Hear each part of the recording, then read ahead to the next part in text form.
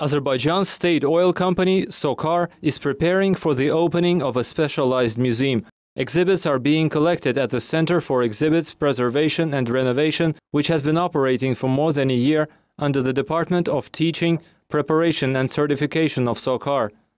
The motorcycle of well-known American journalist Thomas Goltz is among the center's latest acquisitions. This famous vehicle was used for the trip organized to promote the pipe aimed at the delivery of Azerbaijani oil and gas to world markets. The Center for Museum Exhibits, Preservation and Renovation is a unique place. Only here Baku residents and visitors can get acquainted with an exhibition reflecting the long historical development of the Azerbaijani petroleum industry. For instance, they can learn how oil was extracted several decades ago, what has changed today. The history is displayed through oil installations. These exhibits prove that oil has been used in Azerbaijan since the 12th century. The oil lamps which were used for lighting by Absheron residents are displayed here. The oil lamps were also used for cooking and heating. All this was mentioned by travelers such as Marco Polo, Rashid Beruni, Bakuvi. They wrote that oil was leaking and flowing on the ground near Baku.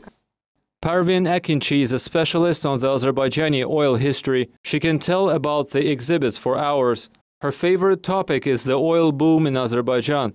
The first oil boom occurred at the end of the 19th, early 20th century, while the second one happened in the modern period. Akinci also spoke about the trip made by Thomas Goltz.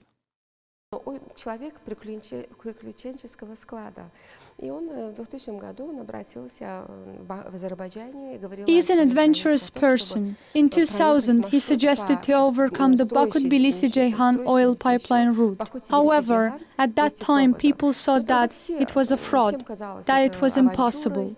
No one believed that it could be possible. Former President of Azerbaijan, Heydar Aliyev, was the only person who supported Thomas Goltz and his team. He supported them, assisted in their plan, and ordered to give them a barrel of oil from the Caspian Sea. Thus, Thomas Goltz and his team crossed the whole Baku-Tbilisi-Ceyhan route. Thomas Goltz, with the representatives of foreign oil companies, overcame the 1750-kilometer-long Baku-Tbilisi-Ceyhan pipeline in 2 weeks. The American journalist repeated his success a year later. This time he delivered a container of Azerbaijani gas from the Shahdaniz field to the Turkish city of Erzurum. Thomas Goltz became one of the pioneers who told the world the truth about the Armenian occupation of the Azerbaijani territories. His book is called Azerbaijan Diary.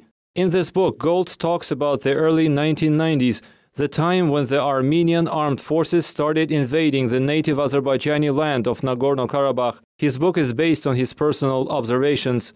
He came to Baku in 1991 due to the visa problems during the arrival in Uzbekistan, where he would have to teach at one of the universities.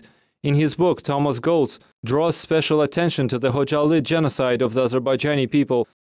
In February 1992, Armenians killed 613 people, including women and children, in one day in the Azerbaijani city.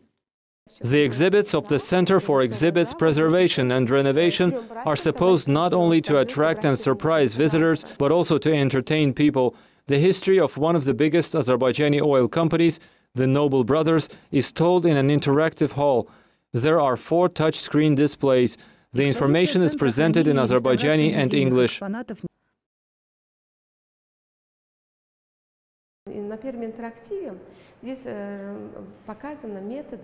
The methods of oil drilling, from elementary to a more progressive method, the Noble Brothers method, are demonstrated on the first display.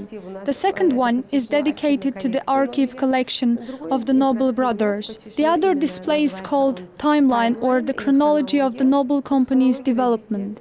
The fourth display is dedicated to Zoroaster, the world's first oil tanker.